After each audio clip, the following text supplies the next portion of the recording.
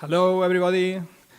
We're going to start. Good afternoon, everybody, and thank you for coming to this Friday talk, and also those that are watching it online. Thank you as well. And it's a very good pleasure for me to introduce the speaker today, Aurora Martinez Ricart. She studied biology in Universitat de València, and then later she came to the UB and did the master and also the PhD in the UB, master with Cristina Linares and Bernat Areu, and PhD with Marta Pérez and Javier Romero. And then after that she moved to US, first to the West Coast, to the University of California, Davis, and then later to the East Coast, to Bigelow Laboratory of for Ocean Sciences. And then in 2022, she came to the ICM, first with a Marie Curie Fellowship, and later she got a Junior Leader La Caixa Fellowship that she just started in December with this. And also very recently, she got the Consolidación Investigadora, which is really good. Congratulations. And well, Aurora has been working a lot on seagrasses. That's one of the topics that she's been studying. And also all the biogeochemistry related to these ecosystems. She also has a lot of expertise on autonomous systems for measuring seawater chemistry. And she has also done lots of experiments in aquaria and in mesocosms, etc. So she has all this expertise, and today she will give us this talk on unraveling the potential of seagrass and macroalgal ecosystems as climate change refugia and carbon sequestration hotspots. So thank you very much for giving the talk, and the floor is yours. Well, hi everyone, and thanks, Carles, for the introduction. Also, thank you for the opportunity to present here some of the work that I do. And I am a marine ecologist by training, and I study global change in coastal marine ecosystems. This slide essentially summarizes what I do and what I will be talking about. And my research connects the disciplines of ecology and biogeochemistry in the coastal marine realm to understand how marine macrophyte ecosystems, which are seagrass, meadows, and macroalgal beds, are impacted by climate change, environmental change, and other human impacts, and also how these ecosystems can help to mitigate some of these climate change effects. So, one of the main factors contributing to climate change is the increase in carbon dioxide emissions since the Industrial Revolution, you all know that, and as a consequence of this, temperatures are increasing worldwide. And in coastal areas, as a result of warming, the sea levels are rising, oxygen levels are decreasing, and seawater is becoming more and more acidic. And this, in combination with other environmental impacts, such as, for instance, nutrient inputs, eutrophication, this generates a multi-stress sources scenario for marine communities. So we need solutions very urgently to mitigate and to adapt to these changes. And while mitigation is about avoiding or at least delaying climate change effects, adaptation is necessary to respond to the impacts of climate change that are already unavoidable because of greenhouse gases emissions in the past. And both are complementary aspects of a coherent climate change strategy. And in this respect, nature-based solutions stand out as promising and feasible strategies. And this term has not been used widely in the scientific literature, and it's appearing more and more, but what it is essentially actions to protect, manage, and restore natural ecosystems to tackle socio-environmental issues that at the same time can provide human well-being and biodiversity benefits. So one of these strategies is to focus conservation and management actions in climate change refugia, which are areas that are relatively buffered from contemporary climate change over time that enable species persistence, as you can see in this image here that I found really, really fun to explain what this is. And another strategy is to focus actions on global hotspots of carbon sequestration, which are areas that can capture and store large amounts of carbon, removing it from the short-term carbon cycle and reducing global carbon dioxide atmospheric concentrations. And ideally, these climate change refugia and hotspots of carbon sequestration would coexist in the natural environment. So, in this sense, within coastal regions, habitat-forming species of marine macrophytes have been increasingly getting a lot of attention. And this is because these systems have global distribution. They are found in all coastal areas around the world, except that seagrasses are not present in the poles. They have high primary productivity rates. They are considered biodiversity hotspots, as well as nursery habitats, especially for fish communities, but also other species of invertebrates. And they provide many ecosystem services, such as, for instance, the increasing water quality, shoreline protection from wave action, storms, and hurricanes, and for some, human societies are considered cultural and recreational areas. So, to present them, I have some pictures. This is a seagrass meadow in the Mediterranean. This is Posidonia oceanica, which is an endemic species here. And this is a macroalgal bed. It's a Zistoceira forest, and also in the Mediterranean, and you can see how small they are. And these habitats here in the Mediterranean are quite small, but in other regions, seaweed habitats or macroalgal habitats can adopt many forms, including giant kelps and in other temperate regions, not in the Mediterranean, but in other locations. And there are two mechanisms through which these ecosystems can help mitigate and adapt to climate change, which essentially are carbon sequestration and the generation of chemical habitats. So carbon sequestration is through long-term storage of carbon, and marine vegetated habitats do carbon uptake through photosynthesis, but they also can store a lot of carbon in the sediments, removing it from the shorter carbon cycle. And when we compare this with most terrestrial forests, I don't have a pointer, but anyway, if we compare with terrestrial forests, most of the carbon in these terrestrial forests is stored on the living biomass, while in these marine ecosystems is mostly stored in the sediments. And the second mechanism is through this creation of chemical habitats, through metabolic feedbacks and the modulation of water motion, where environmental stress is reduced and organisms' performance is enhanced. And, however, these ecosystems, seagrasses and macroalgal beds appear to be very promising, there is still an enormous variability and inconsistency in the results reported to date, which increases the uncertainty regarding the generality of potential benefits that they can provide. So the structure of the talk today, I will be talking about first the carbon sequestration potential, then I will move on with the climate change refugia potential, and I will be showing several studies that I've developed either in seagrasses or macroalgal beds, and I will also be touching some of the work I've done on seaweed farms, which is a sector that has been present in many countries, especially in Asia, for many years, in some cases centuries. But in the Western countries, it's something that is starting now, and it is considered the fastest growing aquaculture sector right now. So, in terms of carbon sequestration, coastal vegetated ecosystems, and these include seagrasses, salt marshes, and mangroves, are considered important global carbon sinks due to their capacity to store large amounts of carbon in the sediments as organic carbon. And when we say in the long term, it goes from centuries to millennia in some cases. And based on the area that these ecosystems cover, which is just a narrow belt on coastal areas, their carbon sink capacity in the sediments is quite big. And I'm sure you've heard about the concept blue carbon. So these are what is considered the blue carbon ecosystems.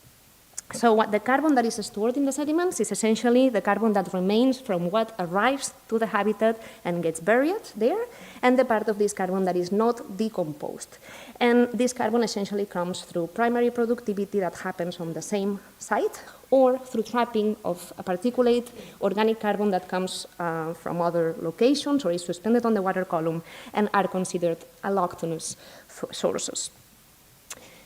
And in the last decade, there's been a boom of studies quantifying organic carbon stocks in sediments in these three blue carbon ecosystems: seagrasses, salt marshes, and mangroves, and especially since 2009 when the term blue carbon was established. And this is just a bar plot of the number of studies coming out every year, and we are on the order of thousands per year. So, Focusing only on seagrasses, here on the left, you have a regional comparison of seagrass carbon stocks in the sediments in green. These are global averages from all the studies on the different regions, okay? So it can vary depending on the study.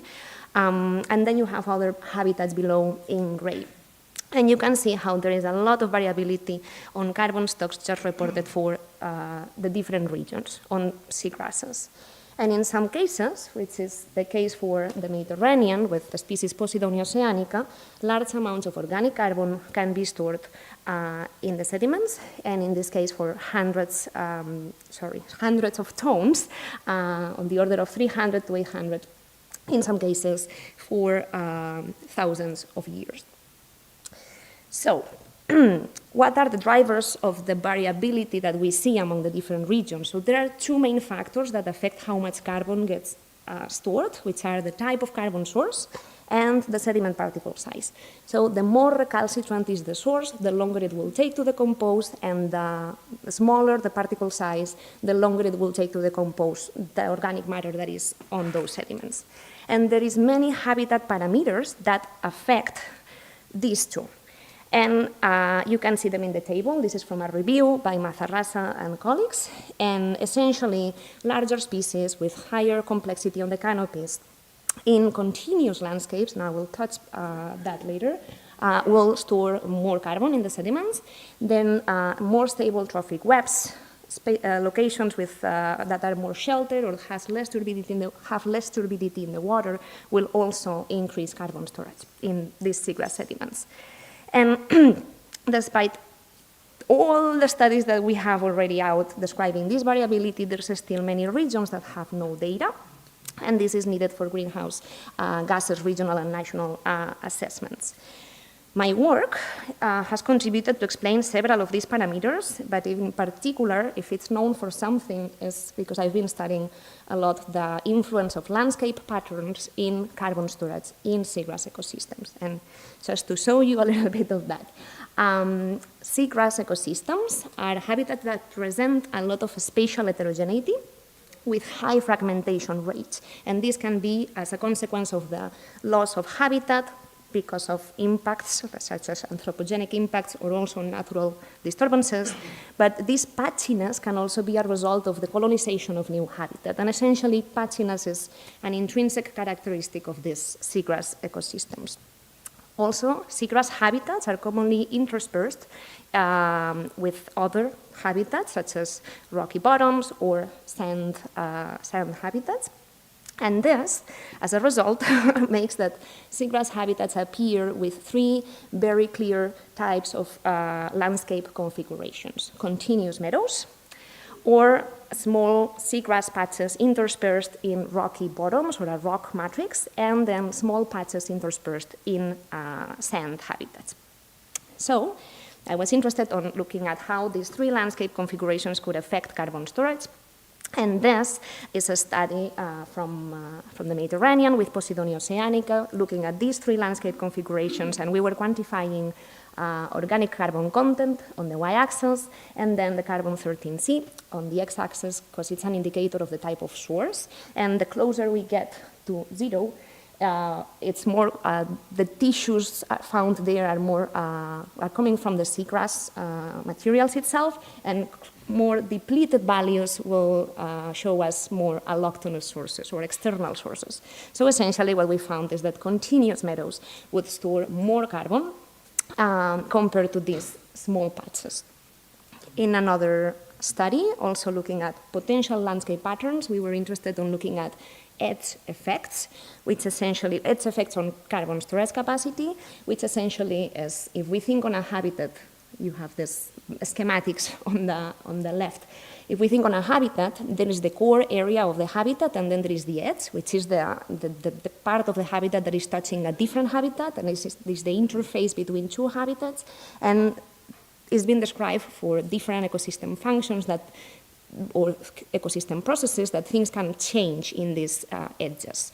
So looking at carbon storage, in fact, we found a similar thing, and we did a study looking at transects from internal parts of seagrass meadows to external parts, taking sediment cores and quantifying organic carbon and also carbon 13C, as before. And you can see it's highlighted in gray that the edge, in fact, is behaving a little different from what happens inside the core habitat or outside. Why this is relevant? Essentially, it's relevant when we are quantifying carbon stocks in large assessments, because these assessments are usually done using habitat maps, where we know where seagrasses or other habitats are located, and then we take some subsamples from several locations, calculate how much carbon storage is happening there, and then extrapolate for the entire habitat. And if we don't consider the potential differences between landscape configurations or the potential edge effects, we can be overestimating these carbon stocks. And this is another study in Australia in this case, and this is a study at a larger scale. We were interested in understanding if different seagrass meadows, different polygons shown in this map, in the same estuary would be storing carbon in a similar way or in a different way. And we found, in fact, that there was a lot of variability on carbon storage in seagrass meadows within the same estuary, with more carbon storage in the inner parts of the estuary compared to the mouth of the estuary, which was storing 5 times less carbon. And this, we think, was influenced by landscape patterns and this patchiness versus landscape configurations, and also the location within the estuary, more sedimentation appearing in the inner parts.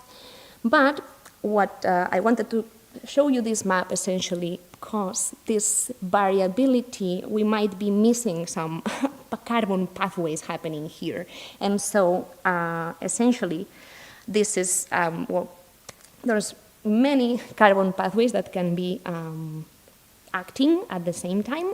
All the studies I've shown you is about carbon storage or burial in the sediments, but there's many other carbon pathways that are happening at the same time, and there's not that many studies looking at all these other carbon pathways.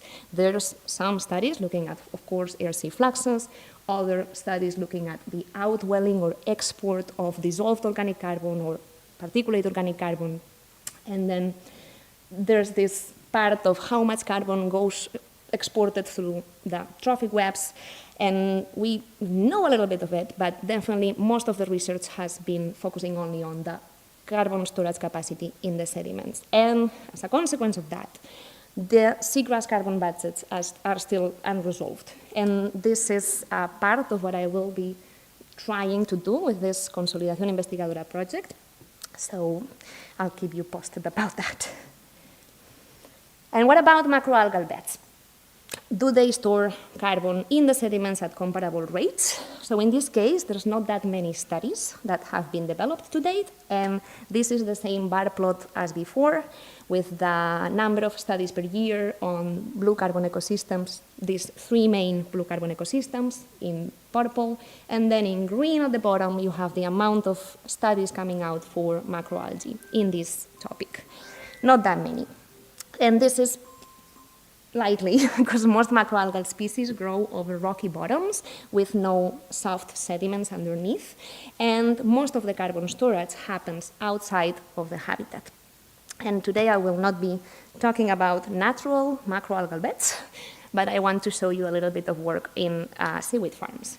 So there's this question, can seaweed farms contribute to carbon storage in sediments? And why this question? Because most of the seaweed farms around the world are built over soft sediments, not rocky bottoms. And we don't know if they actually can contribute to carbon storage underneath the farms. And especially in Western countries where this is a business that is starting right now, this is an interesting question, especially thinking on the design of different seaweed farms and where we can locate them to take advantage of this carbon sequestration capacity. So this is a study, to my knowledge, the first study quantifying carbon sequestration in sediments across seaweed farms. And it's, well, hopefully will come out soon. It's available as a preprint if you want to read it. And in this study, what we did was to, essentially it's a global study including 20 farms around from different countries. And you have the farms in the different circles. The colors indicate the age of the farm. There's farms that are very, very young, less than 5 years old, and farms that are very old, some of them even 300 years old, as in Japan. And then the sizes were also very variable, very small farms versus big farms. And what we were trying to understand here is if, in fact, there is carbon sequestration underneath these farms on the sediments. And this is what we found, more carbon being accumulated in older farms, which is kind of obvious, but if these are located in the positional habitats.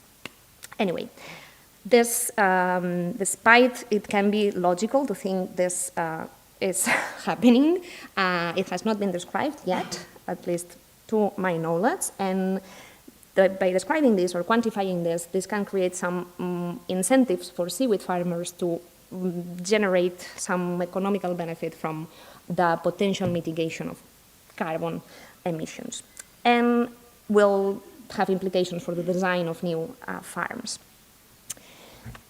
So let's move on to the second mechanism, the climate change refugia potential. And before I start with that, I just wanted to clarify that I will be talking about amelioration. And so when organisms are facing stress, they can be doing acclimation to this stress by using adaptive physiological responses.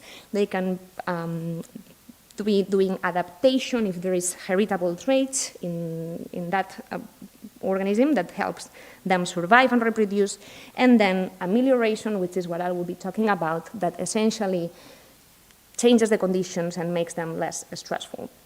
And I've been using the term climate change refugia, but I prefer to use this other term, multi-stressor refugia, because it's more inclusive of other potential stressors that are not related with climate change effects.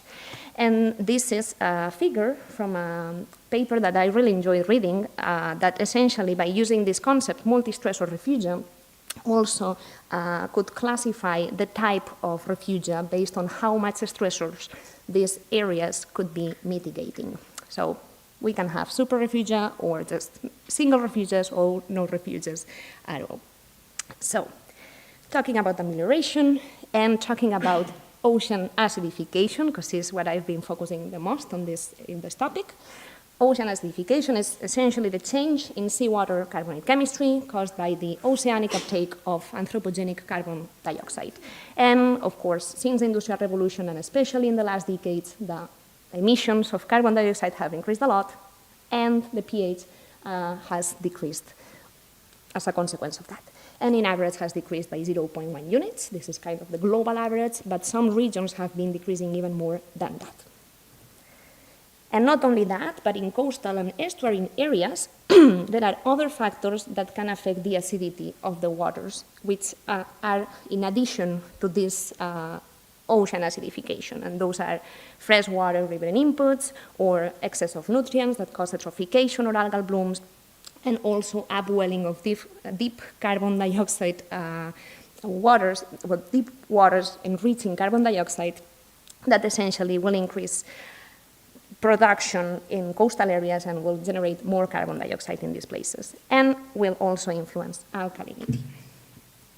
So, ocean acidification or acidification induces multiple chemical changes. I'm not going to review the chemistry related with that, but in summary, these chemical changes are multiple and can differentially and interactively affect marine organisms with negative consequences for many species, in particular species that do calcifying species.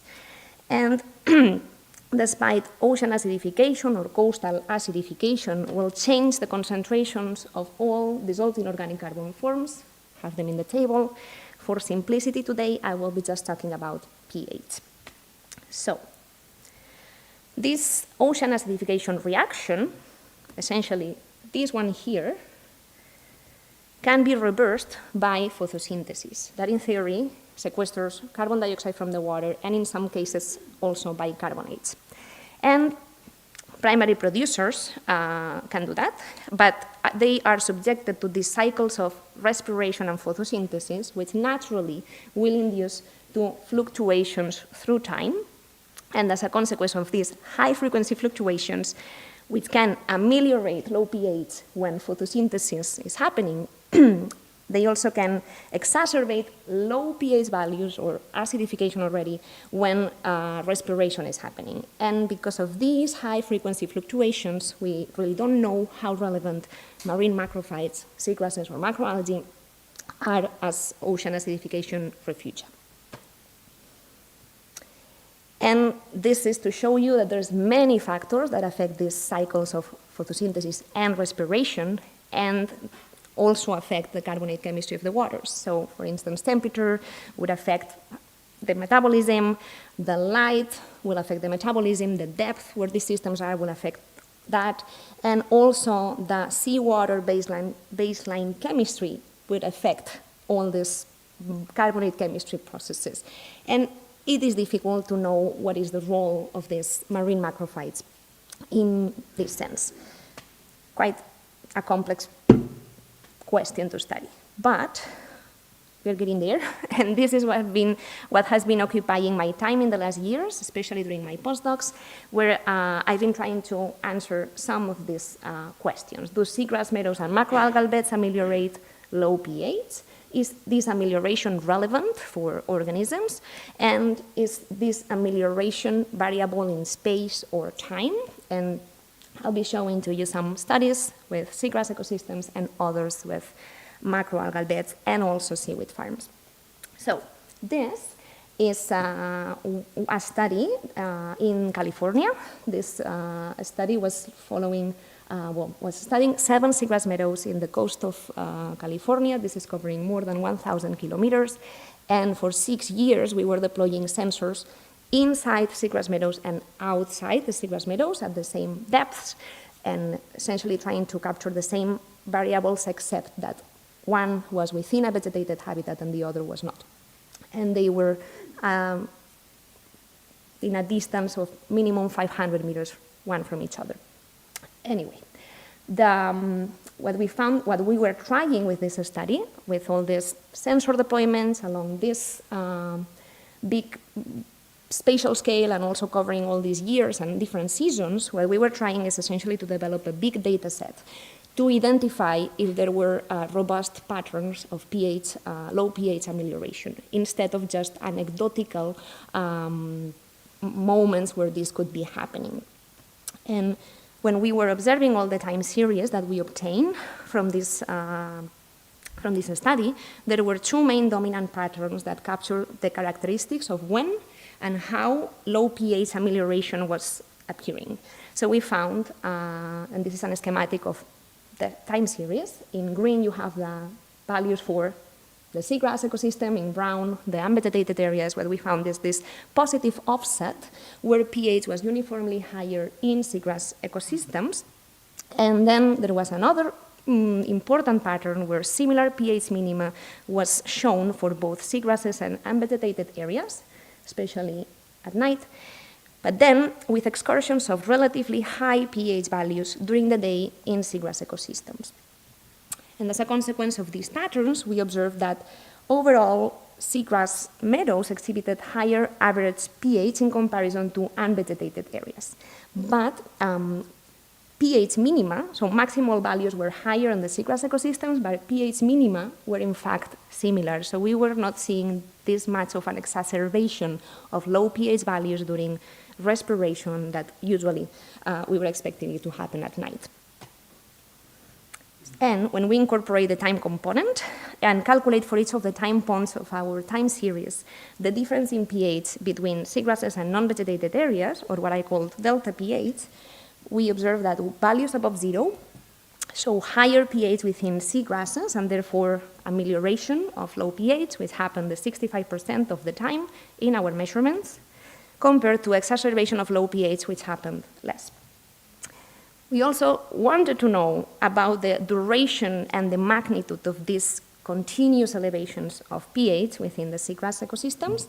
And so for that, if we take the delta pH time series, which essentially is subtracting pH from one system to the other, and we calculate for a particular delta pH threshold, then we can calculate how many hours go from, in continuous, go from one point to the other, and so on for each of these thresholds.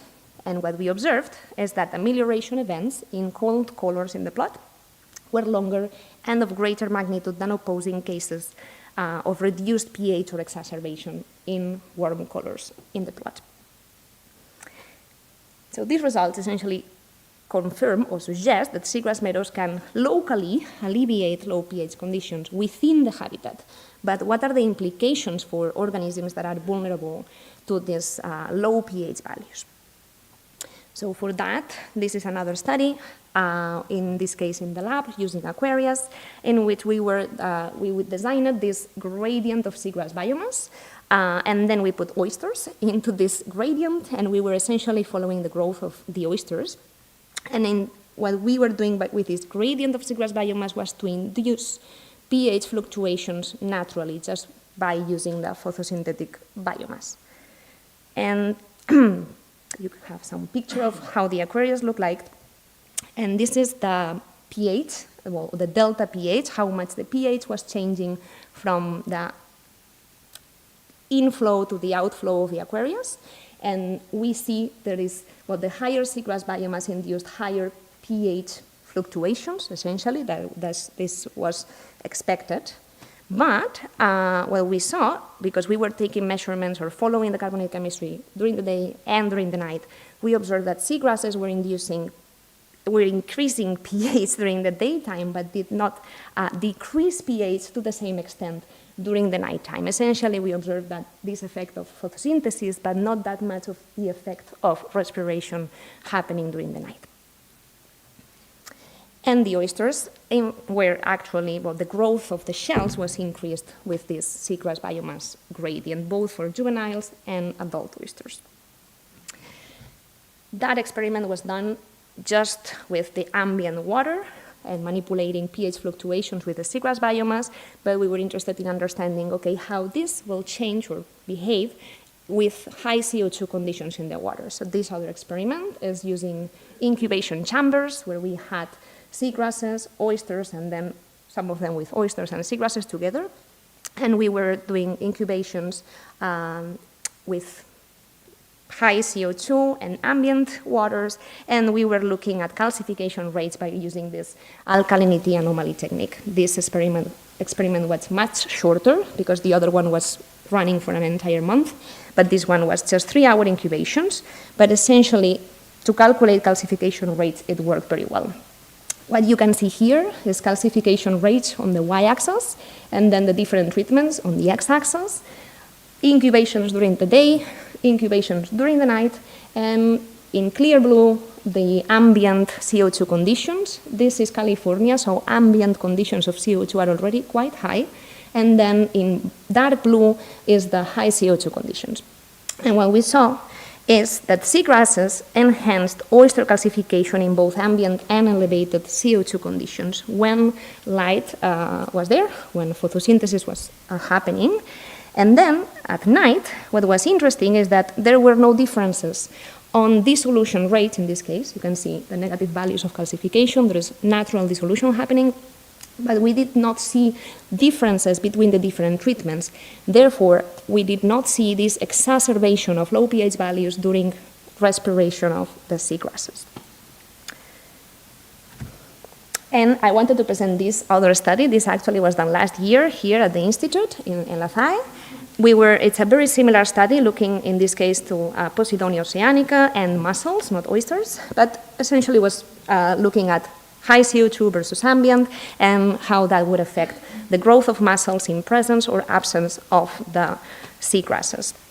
And in this case, we also saw this enhancement of mussel growth in both, by the seagrasses in both conditions, ambient and low pH. But in fact, you see, we had more growth of these mussels in acidification conditions, and we are still trying to understand why is that. But in any case, in both situations, the seagrasses are increasing this growth. And this is with macroalgae, just looking at how different species of marine macrophytes, 4 species, Actually, one is a seagrass, but the other three are macroalgae. And in this case, we were looking at how they would be changing the carbonate chemistry at different levels of CO2 to understand if this potential refugia capacity will stand in a high CO2 world. And what you can see, these two plots are showing the different CO2 levels that we used on the incubations on the x-axis, and then on the y-axis, the change in pH and the change in the saturation state of calcium carbonates for the different species. And in green, there is one, well, all of them actually increased this productivity with the higher PCO2 values, but one of them stand out as the one that was changing pH or changing saturation state most, which is the Saccharina latissima, is the kelp, is this one here, which essentially suggests that not all species will have the same capacity to modulate or to influence the carbonate system than others when the CO2 levels are high in the future. And also, this is a study that has been happening here at the Institute, and this is a question that it's been wondering me for quite a long time, and it's thinking on, okay, all these experiments that I've shown to you now has been in either present conditions or future conditions, but what about the past? Were seagrasses facilitating gasification in the past, before the Industrial Revolution, and before the CO2 levels in the atmosphere were as high as they are now? So for that, in collaboration with Cesar, with Carles, with Eva, we've been trying to reconstruct past seawater pH in seagrass ecosystems using foraminifera. This is a species, Lobatula lobatula, it lives on the leaves of the seagrasses. It's an epiphytic foraminifera, and it can be used to reconstruct this past climate conditions. We do that using boron isotopes. This is very preliminary, okay, but this is essentially the boron isotopes for the different years, and all these samples came from sediment cores, and then we were looking for foraminifera on the different sections and then analyzing them. And then you can use these boron isotopes to do pH reconstructions. And the x-axis is actually reversed, so this is past, that's present. And you can see in the pH that actually there's kind of two periods where pH was higher in the 1860s and up to the beginning of 20th century, but then there is a decrease on pH, and especially in the last years. So maybe seagrasses were not doing this refugia as I was thinking, but essentially we need to study this more in more cores. But what gives us is an idea of that these ecosystems can be used for reconstructions of past climatic variables, even if they were not acting as refugia. So to reconstruct pH, we need temperature. So for reconstructing temperature, we use this magnesium-calcium ratios, and this is something we were not expecting. You see in red, this is the reconstruction of the temperature for our samples. And in this case, the x-axis is reversed again, okay? So past is over there, present is here, and in black, there is a time series from a database that's available, and it's data for the same region where these samples were taken, and you can see how the temperature reconstructions, how the variability of them actually can match quite well. Again, super preliminary, don't take this as final results, but I wanted to show you this because it's something we are working on here at the Institute. And we'll see what happens with this refugia capacity in past conditions, but at least we can say that because seagrass meadows hold these high sedimentation rates, could be good location for reconstruction of recent climatic variables. So, all the time I've been talking about within the habitat, but what happens outside the habitat? Do this potential refugia or potential buffer extend to other areas? What's the area of influence of these systems? And this is what I call the halo effect. And it's something that has been in discussion, but there's no data at all in this sense. And this is something we will be trying here this spring using the flume in the thigh. And this is work that will be done by Paul, who's a high intro now, this year, and is also doing his master's degree. And essentially what we'll be trying to do is to understand how the role of hydrodynamics shapes these chemical habitats in Posidonia oceanica seagrass meadows within, but also outside the habitat. Essentially, we want to know if there is an extension of this area of influence. And for that, we will be doing this horizontal and vertical profiles of seawater carbonate chemistry at different velocities to understand what is the role of this hydrodynamic component. And just, this is the last story I will show you today, but this is something I've already tried to do in a seaweed farm in the United States on the East Coast. And this is, in fact, the first farm that was established in the United States. It's from 2009, so it's very recent, very young farm. And it's a very small farm. It grows kelps, sugar kelps, Saccharina latissima, and how they grow the kelps is using moorings and buoys, and then they have lines of kelp, as you can see on the picture, suspended over there. And what we were trying to understand if this farm was in fact doing buffering around the farm. And to study this, we did this spatial assessment of seawater carbonate chemistry. Around the farm, we were doing concentric circles with a boat full of sensors. And we also had sensors inside the farm and outside the farm to compare in time what was going on. So we have this spatial component, but also this temporal component. And so this is a picture of the shipboard system. It's measuring so many variables, but essentially what we get from it is this carbonate system characterized. And we also had a circulation model of the currents on the location of where this farm was. Or is. And these currents are dominated by tidal cycles, essentially, and it's quite easy to reproduce where the water is going on if you know about the tides and the winds. And this is also preliminary results. These are we did 6 cruises, 6 days, doing these concentric circles around the farm. The rectangle is showing you the location of the farm, and then the different colors, yellows, blues, is showing the amount of CO2 normalized by temperature.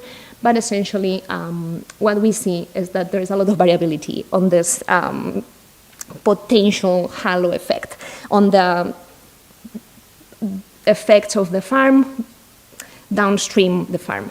So only for 2 days, we saw consistent spatial gradients, as you can kind of see on these busy plots. And when I say consistent spatial gradients, is essentially that the CO2 levels change from upstream to downstream of the farm. And what we actually had is that the sensors we had inside and outside the farm that were measuring for 3 to 4 months, for 3 years each, those actually show an increase of mean pH, also an increase of oxygen values within the farm compared to outside. However, and we see this potential improvement of conditions. However, the differences, at least the average difference, were not that big. And this is essentially the global average, 0.03 for pH, which is quite small if we compare with seagrass ecosystems, which are in a different order. And so, to summarize a little bit of all this, there is still a lot of work to do to understand the potential role of these marine macrophyte ecosystems as carbon sequestration hotspots or climate change refuges or multi-stressor refugia. But we are getting there. There's more and more studies coming out, and hopefully we can clarify about all this in the next years. So, just to finalize, there's these two mechanisms have different scales of actions, both temporal and the spatial. So when we are talking about carbon sequestration, the spatial scale of action is global, essentially. It reduces atmospheric carbon dioxide concentrations, therefore the effect could be global. And we are talking about megatons, in the order of megatons. This is quite small if we compare on the amount of carbon dioxide emissions that are being putting out every year by human activities. And just for last year, I think we are on the order of 37 gigatons of carbon dioxide in 1 year. So these ecosystems can help to mitigate some of these emissions, but definitely we need more solutions and more actions to reduce this big amount of carbon dioxide in the atmosphere.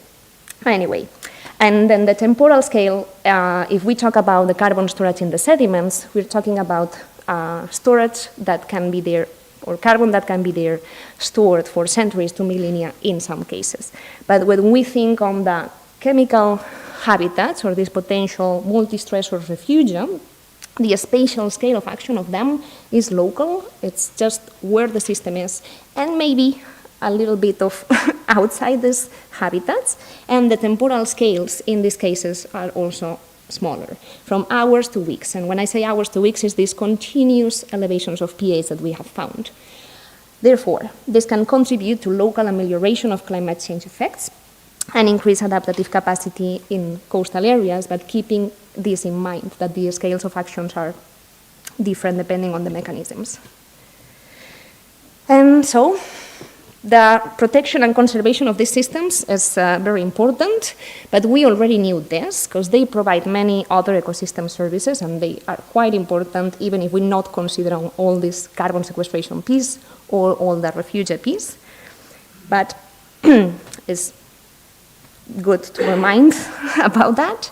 And that's it. I've done this work with the help of many people, and because I've shown you so many studies, these are all these funding sources. And with that, thanks for listening, and I would love to take any questions.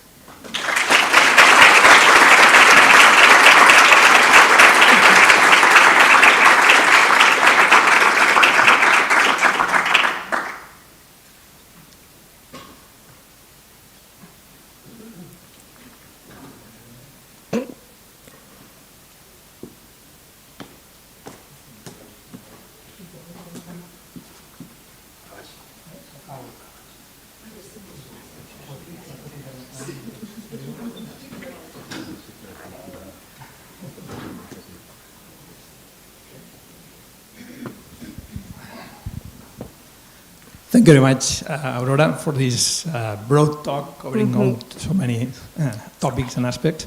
All right, so any questions?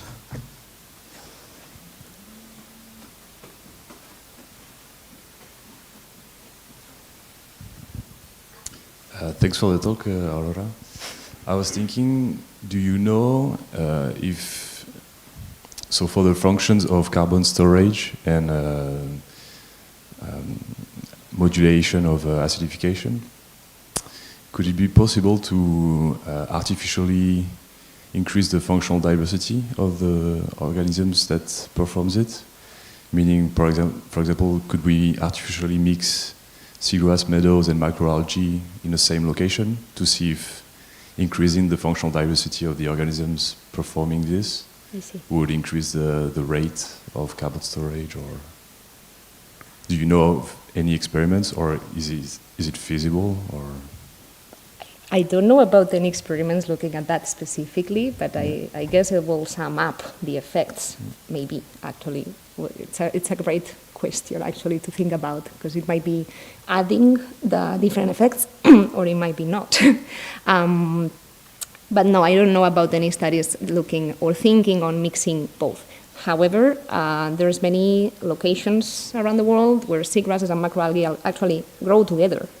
And this is natural. It's not it's not artificial. And one example is just in the Delta del Ebre, here in the south of Catalonia.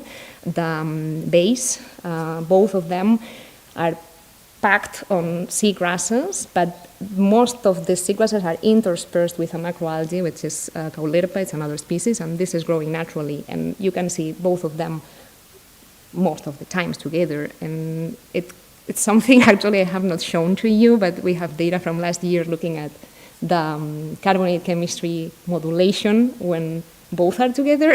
And I can show you a little bit about that. But you were asking about biodiversity, right? If there is an increase the functional diversity. I see the experiments with seaweed farming, and it's a direct parallel with agriculture, no? Like when we mix. Got it. Yeah. If, for instance, we can grow mussels or oysters at the same time that we grow seaweeds, right? Yeah. This is happening. It's called. The acronym is IMTA. Now I cannot find the correct words, but it's something that is being proposed in the aquaculture sector, but not the seaweed sector. It's actually proposed for growers of bivalves. And it's something that, in many places they are struggling with acidification, and they are also struggling with warming. And there is this idea that macrophytes, in this case seaweeds, could be increasing pH values, but also providing more oxygen, and that could maybe help facilitate the performance or the fitness of these bivalves. And it's something under study. It's not what I'm focusing on, but it's something that's happening, and there's actually some farms that have both in trials, not commercial, but in trials. Thanks.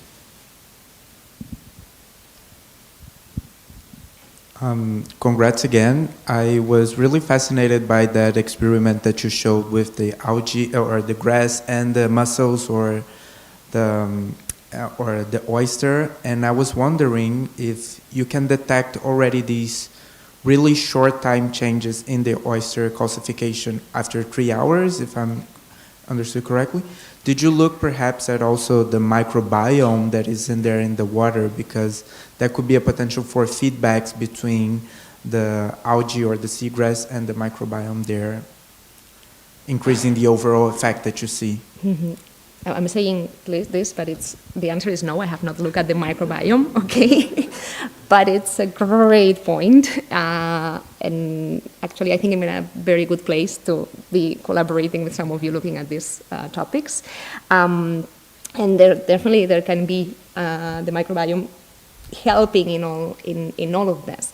And I cannot talk a lot on that, but you were asking about the timing of the incubations. 3 hours. 3 hours is definitely super short, but it worked for looking at the change in alkalinity in the water that calcification is producing. So this technique that we used is called alkalinity anomaly technique. Essentially, you measure alkalinity in the water before you close the chamber and after a certain time. We decided for 3 hours because we already saw changes in alkalinity, and we associated that to calcification because the water essentially was filtered and the oysters were kind of clean, and we tried to minimize all the other potential factors affecting these potential changes in alkalinity, and that's it. I mean, it worked in 3 hours.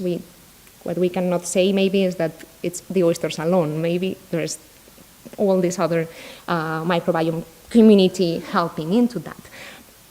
But for instance, on the different treatments, we had seagrasses with oysters and then oysters alone, and we saw differences between them. So the fact that the seagrass is present is doing something. It's adding into what the oyster already is doing.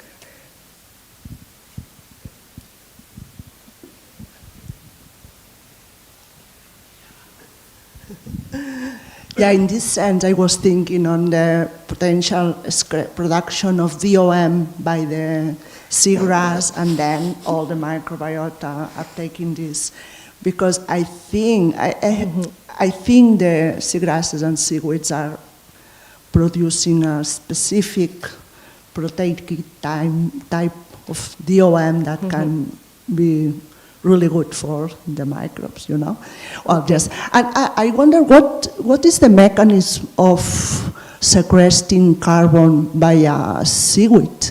I mean, I understand a plant, I mean, by the roots and you know, I mean, the main way of sequestering carbon on sea grasses are the roots and the sediment, but in a seaweed, I don't see that clear. And also, what do you think about the coralligen, like the coralligen algae, this slow growth as a potential carbon, you know, storage? Yep.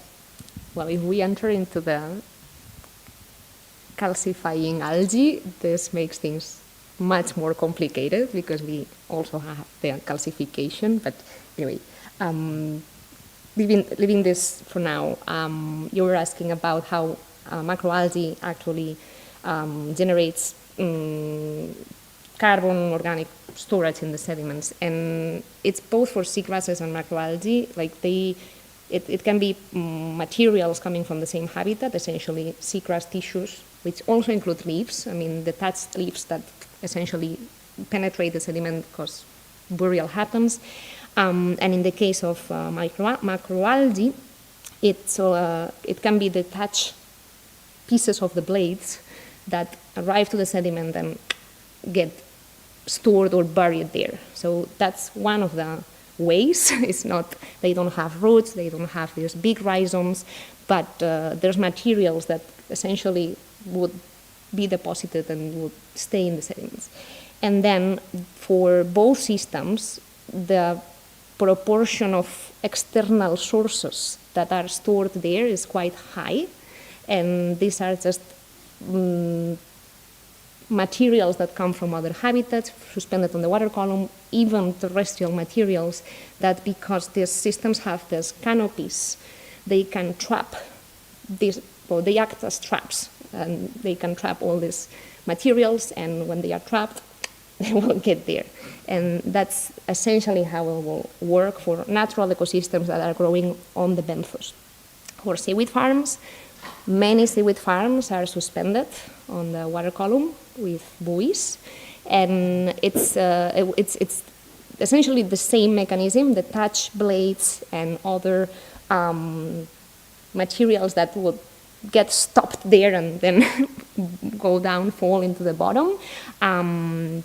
But it will be, what we have seen is that the carbon storage compared to like seaweed farms, compared to some seagrass ecosystems is quite small, you know, because they are not in the sediment, they are essentially in the water column.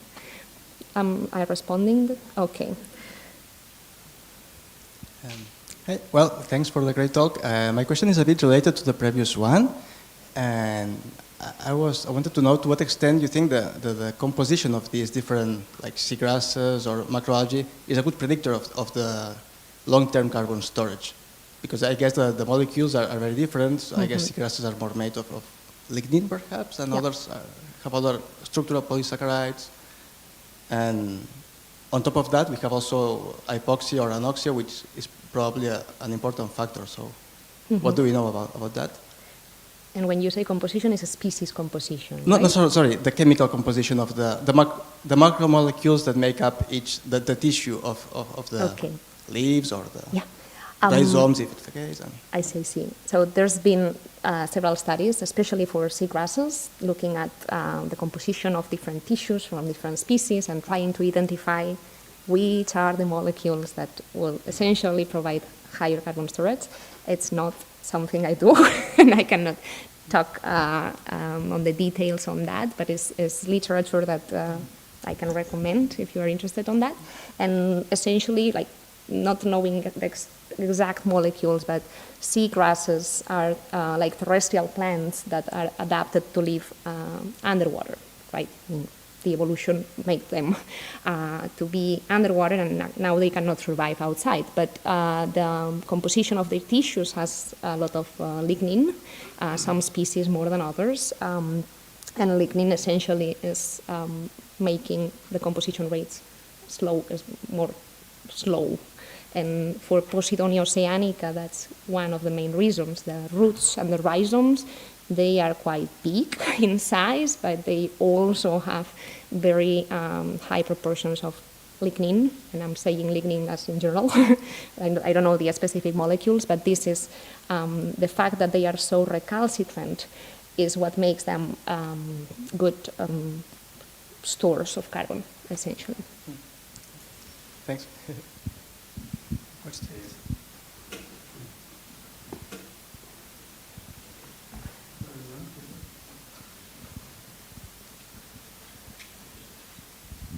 Hi, yes. I wonder, you showed that in these studies in California, they have been monitoring for 6 years, that's right. Then I wonder, I mean, you show these short-term changes, daily changes, but I wonder what about seasonal changes, or for example, the impact of high-energy events as storms, for example, in these ecosystems. In fact, in that paper, this is described. I just took it out from the presentation because I wanted to show you a little bit of everything, but because we covered these 6 years of data, we have the seasonal component, and what we observed for that particular study, that's a temperate region with very clear seasons, and seagrass growth occurs during spring and summer, essentially, and what we saw was that this amelioration capacity was increased during the seagrass growth season, and that was very, very clear, and I have not presented it today, but that's something we observed. And then during the fall and the winter is when we had periods of exacerbation, essentially, like the pH levels were decreasing within the system. What else? I'm forgetting. Sorry. The high energy events, yeah, exactly. Storms, yeah. And not sure if you've seen the details of the picture on the slide where I was presenting that study, but we had acoustic Doppler velocimeters measuring essentially water velocity and or related aerodynamics inside the habitats and outside the habitats. And I'm not the person who's the expert on acoustic Doppler velocimeters, but we saw that there was a component where the higher amelioration appeared when the water velocities were decreased, and when the turbulence also was smaller, essentially. So there's a big component on the hydrodynamics of that, and I would expect that if we have a big storm or a very strong water current, this potential chemical habitats or improvement of environmental conditions will definitely disappear for that moment, because the signals are essentially moved away.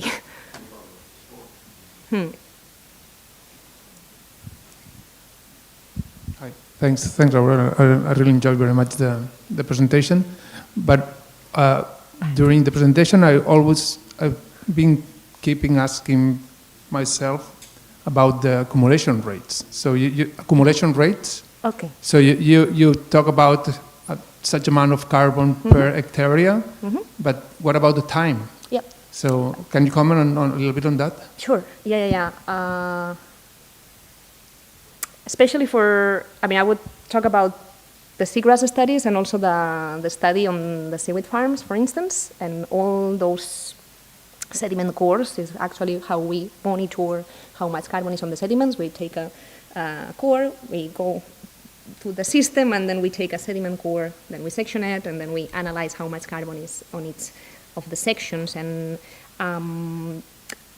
we know the age of these sediment sections, or the age when this carbon was deposited. So we can actually know the duration or how long that carbon has been there. And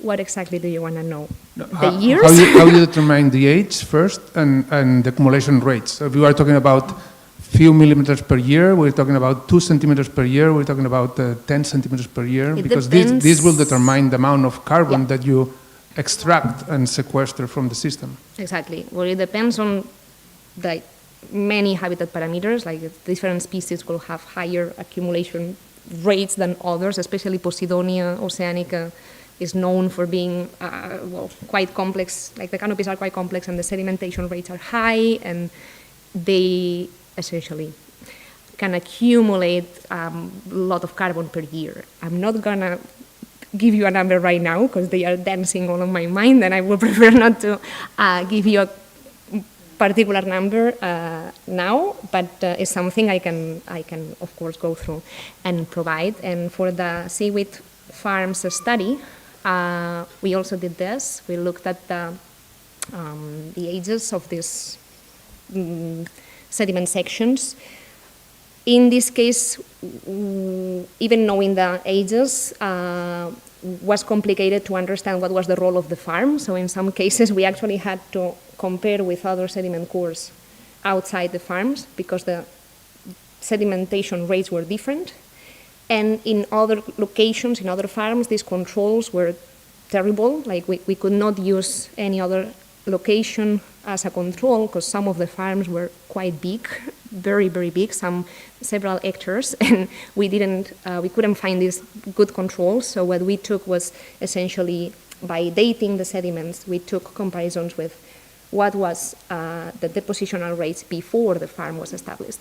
And again, we can go through the numbers. I just don't want to take the risk to give you some now. That's a good point. So what was the accumulation rate before the farm, and what's the accumulation rate after the farm? So for some of them, and that's what makes them relevant, is that these deposition rates are increased when the farm appears, because there is all this structural component of the farms to put the seaweeds hanging there, and that changes the depositional rates, sediment deposition rates. Yeah, I have a short question. I think I missed it, but in your experiments with the mussel and these guys, the oyster, you measure growth rate, or you measure, how do you say, shell quality? Growth. Shell growth. I was wondering because you showed that you had some results that were weird or counter your expectation, like the mussels were growing with acidification. Do you control, or can you control for food, for confounding factor, like, because I guess they filter, and if they have the plant, they have more organic material? Or? No, that's a really good point, because I mean we could control how much food we were providing to them, but we could not control how much food were the seagrasses facilitating to them. Essentially, what we had was control aquariums with just the mussels of the oysters, and then aquariums with the seagrasses. And these structural canopies might be trapping or stopping particulates and therefore facilitating more food to these bivalves. And we don't have control over that. I want to do an experiment actually just using fake seagrass to understand if there is this food component versus the photosynthetic component facilitating calcification. But in all these experiments, what we calculate is the condition index, which is something that is used in aquaculture to know how healthy the bivalves are, and essentially is the ratio between the shell weight and the soft tissue weight. And with that, we can have an idea of the differences in growth, like the shell growth through calcification, or the growth of the organism, the soft tissues of the organism through food resources. But it's not the correct answer. For that, we will need to do another experiment just using structural canopies that are not doing photosynthesis to actually understand that. Okay. Any other question? Yeah. Thanks, Aurora, for the nice talk.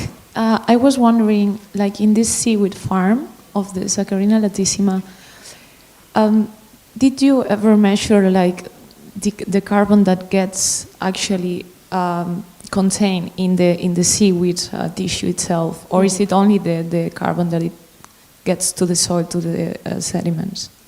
We have the data to have it as a covariable, but we don't look at that.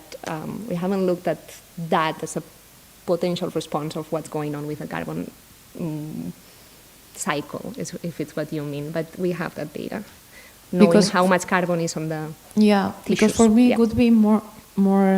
It would make more sense to check the amount of carbon that get attached in the tissue, rather than the one in the sediment, because eventually the seaweed farm, what it wants is to produce the seaweed and extract it, right?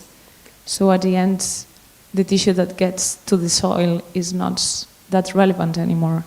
I see. Isn't it?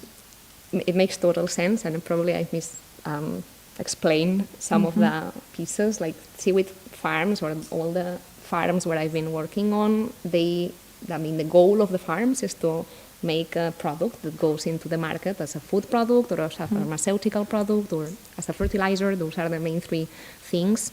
And it's not about that. It's not about modifying that. It's essentially knowing if, in addition to that, the fact that the farmers are growing seaweeds for the market and will take them out of the system, well, we want to know if, when this happens, if there is part of the production that goes into the sediments, because it detaches or because it's facilitating the trapping of other organic carbon that can come from other locations. But it's not about taking the seaweed product and then doing something with it. Okay. And I'm quite opposed to that. Yeah, I see. Thanks. Okay, I think we should stop now. So we thank you again, Aurora, for this very stimulating talk. Thank you.